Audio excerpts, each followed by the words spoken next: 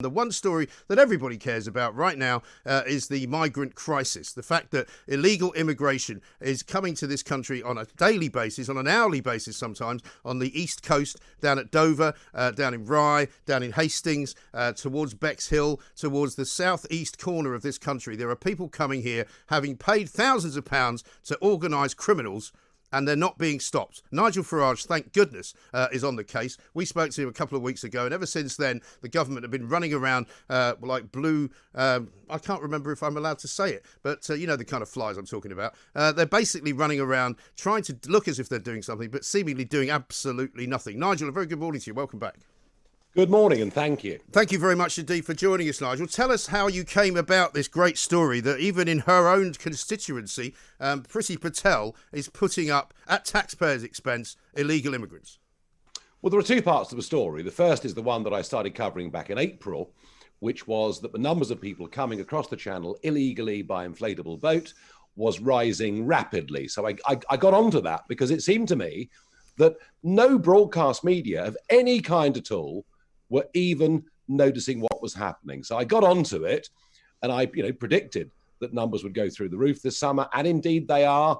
We're well over 4,500 people that have come in by boat so far this year, and they're the ones, Mike, that we know of. Yeah. I mean, for example, yesterday, a dinghy hit the beach at a place called Kingsdown. There were 8 men on it. 5 just disappeared off into the countryside, probably never to be seen again. So it's over 4,500 that we know of. And I can tell you as we speak, Border Force are bringing vessels into Dover at this very moment. So I tried to get people to wake up to what was happening. And I think finally we are having a national conversation about it. But I then started to ask myself, where does everybody go? And as a result of what I was doing, I was putting out on my social media platforms requests for members of the public to say what they were seeing in their local districts. And that's when the hotel story hove into view. That's when I found out that we're accommodating 48,000 illegal immigrants in this country in hotels or in private accommodation. That's when I found out the government has already budgeted for £4 billion of expenditure on this alone. That's just the accommodation, let alone all the other costs. And so I started touring the country. I spoke to you about it after I'd been up to Bromsgrove and seen a hotel that had been taken over in Sajid Javid's constituency, and of course him a former Home Secretary. I then went up to Liverpool, where I found a little seaside town called Hoylake. Beautiful place. I mean, they play the Open Golf Championship there. It's super posh, Hoylake. And I found that a hotel there had been filled up with 50 illegals, but they'd had a day trip on a coach to Anfield, visited the trophy room, walked down the tunnel, been on the pitch, which I thought was astonishing. Yeah. And then last Thursday night, a fellow called Mark, who lives in Priti Patel's constituency, said yesterday something happened at a place called the Rivenhall Hotel. It looks to me like it's been closed to the public. So up I went on Friday, and sure enough, I went into the hotel. They are block booked. There are no rooms available. And sure enough, it was filled with people who recently came across the English Channel. And the story here really is that Priti Patel talks a very good game. She talks a much better game than the rest of the cabinet. She's the toughie. She's the one going to send in the Navy.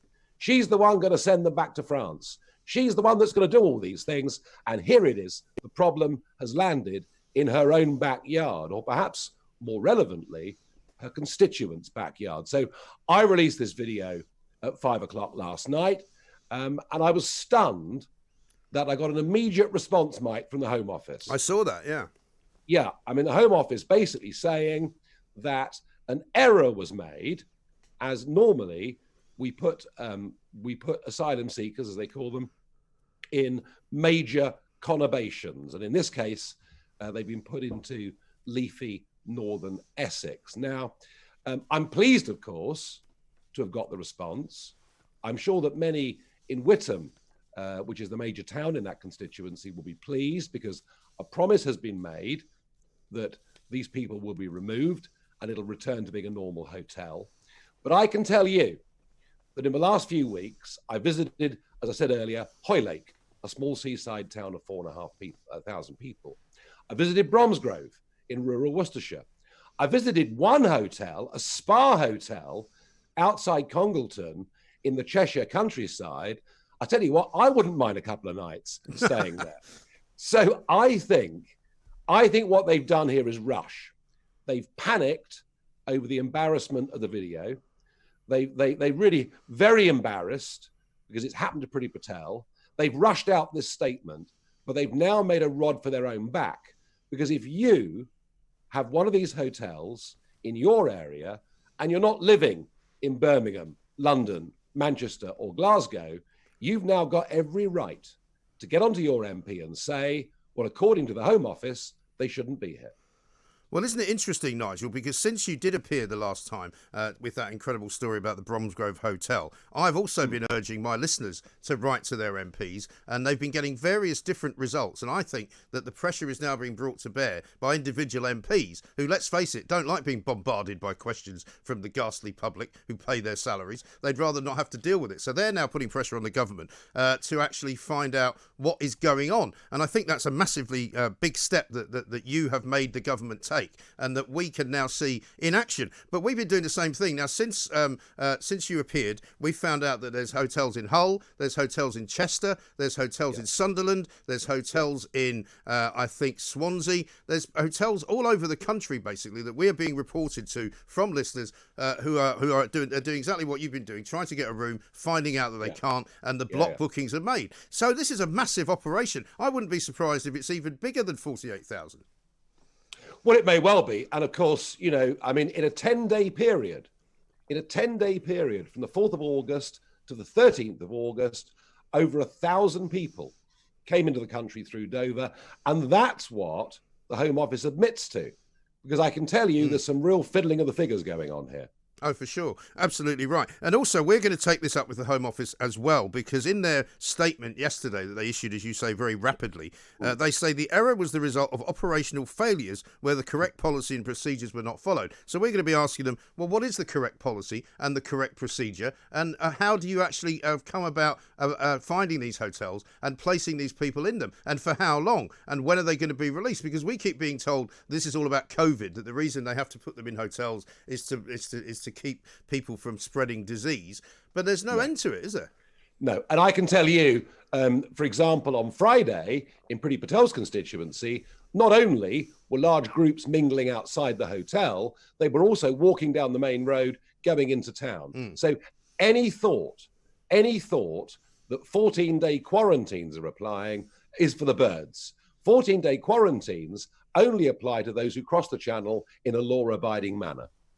We've also been doing some research with the Home Office themselves to discover where a lot of these people are coming from. And I don't know whether you saw this last week, but we found, aside from those who give no kind of place of abode, if you like, and we don't know where they come from, the 4 top countries are Iran, Albania, Iraq and Pakistan. We also had Stuart Jackson on the phone last Friday saying that he knows for a fact from the Metropolitan Police that most people who come here from Albania to become asylum seekers end up in the drugs trade. Yeah, I mean, a lot of people will finish up, of course, either in criminality or effectively as part of the modern day slave trade. Yeah. I mean, we've seen these revelations about the rag trade in Leicester and the number of people working in that are here illegally, being paid way below the minimum wage.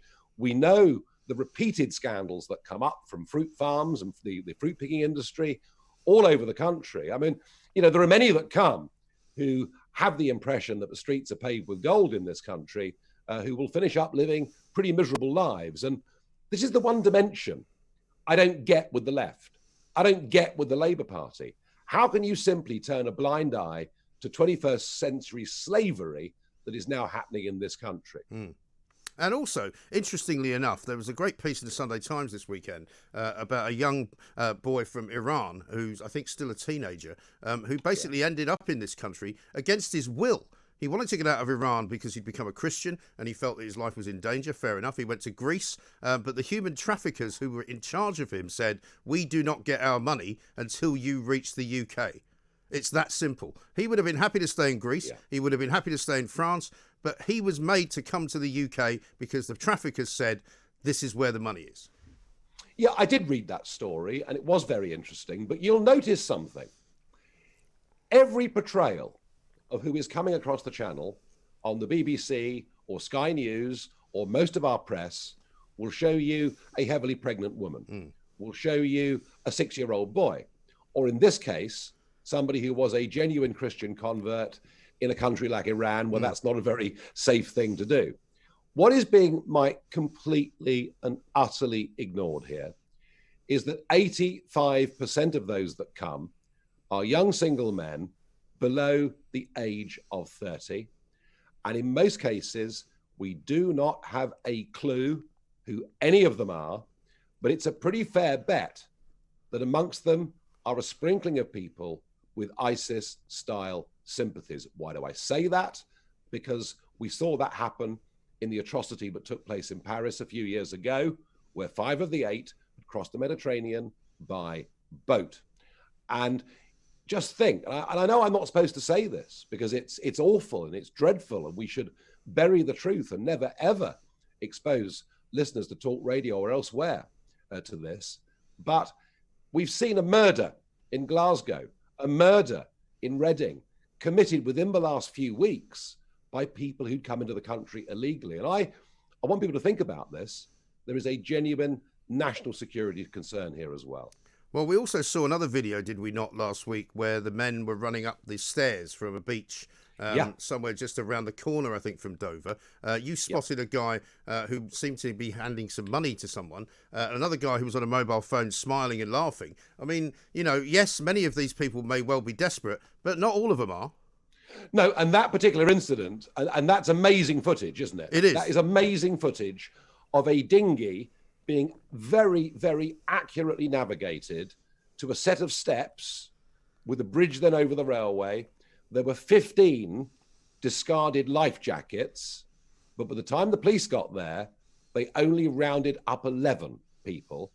And I have 2 independent witness reports of members of the public who were there who said, he's the guy that we paid the money to. So there's a trafficker on the run. And yet, do you know something, Mike? No single national newspaper or broadcast station until this conversation now has even covered the fact that it's not just migrants coming in, traffickers are using this route as well. And it's just not even being talked about. I know. I mean, there's a case currently which we can't go into the details of because it's a live case, but 2 members of the public were arrested yesterday in Slough, Afghan nationals apparently, for human trafficking, alongside 2 other people from Afghanistan who they supposedly smuggled into the country. So, you know, if the judiciary at least might be waking up to it, you know, but we surely must be able to track these people. We surely must be able to get better at knowing where they are and where they're going. Yes, but then what do we do? You see, last week, 14 people were flown back to France and Germany. All right? Yeah. These were people who'd previously claimed asylum in France and Germany, and under the rules, under the EU rules, we are allowed to send them back. But another 19 people who we wanted to put on that plane weren't let on that plane. And of course, there are activist lawyers, activist left-wing lawyers, who will do their utmost to keep everybody in the country. And we need to understand that the only way to solve all of this is legislative change. That the legislation that Blair brought in from the Human Rights Act onwards makes it very difficult to defend the integrity of this country and its borders. So I'd say to Priti Patel and Boris Johnson, we don't need the Navy in the Channel. It sounds great, but we've already got border force. We've already got lifeboats. We've already got spotter planes. We've got drones. What we need is a change in the rules, and a simple change that says, just like the Australians did 10 years ago, that anybody that comes here illegally via this route will not be allowed to stay. And until we do this, nothing will be solved, and the crisis will roll on day after day after day with massive pressure being put on communities all over this country, not to mention the taxpayer. And I was down at the coast yesterday, walking the dog on the beach, not a million miles away from Bexhill, and it was literally like a mill pond. And as long as the weather is the same as it has been for the past few weeks, you know, It's going to be very simple to make the crossing. Also, as you quite rightly pointed out in that video from Anfield, if you've got guys sending videos back to their mates in a sort of makeshift camp on the coast of Calais to say, come to Britain, they'll put you up in this great hotel with 3 square meals a day, and guess what? We went to Anfield as well. Yeah, and of course, nearly 40 quid a week spending money, free healthcare, free dental care, and if your asylum claim does succeed, you can bring the whole family as well. Right. Is it any wonder that people are coming to this country in the numbers that they are? They don't get anything like that in France. No, indeed. And just one final thing, Nigel. Were you able to establish whether this particular place in Essex was being operated by Serco? Because you've exposed them in the past. We've learned that there's 2 other companies, one of them called Mears, and another whose name escapes me for the moment.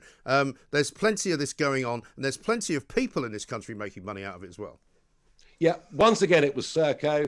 They're going to get nearly 2 billion quid over the next 10 years for this. And just remember, it's Serco who were also put in charge of test, track and trace and made a hash of it. It's crony capitalism. It's private companies working hand in glove with government. It's loathsome. Can I just say, please, before I leave, that James Whale has been a great mate of mine for over 20 years.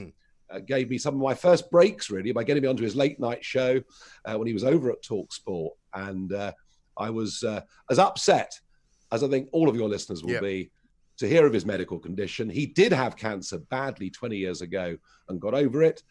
It looks like an uphill fight, but I just wanted, please, Mike, to wish James all the very best. I'm sure he'll very much appreciate that, Nigel. I remember those days when you used to come in and we'd share a smoke or 2 out on the old fire escape at the old building. But that's right. I spoke to James a little while ago, and he is a fighter, as you know, and he beat it once before. We're all wishing him the very, very best. He's going to be talking to us all this week, and I'll certainly pass on your good wishes to him. Nigel, listen, great job once again this week. Thank you so much for talking to us. We shall be making more revelations, I'm sure, as the weeks go on. Nigel Farage, leader of the Brexit Party, the only, it would seem, investigative journalist left in this country, which is quite remarkable in and of itself. And as for James Whale, you may not have seen the news, but yes, he has got cancer back again, I'm afraid. But he's going to be talking to Dan Wootton this afternoon and telling Dan exactly how he feels, what he thinks he's going to be able to do, and how he hopes very soon to be back on the radio, right here at Talk Radio, his rightful place in the commercial radio world. A great man and a fantastic colleague and friend as well. Nigel Farage, though, you have to say, is doing a sterling job.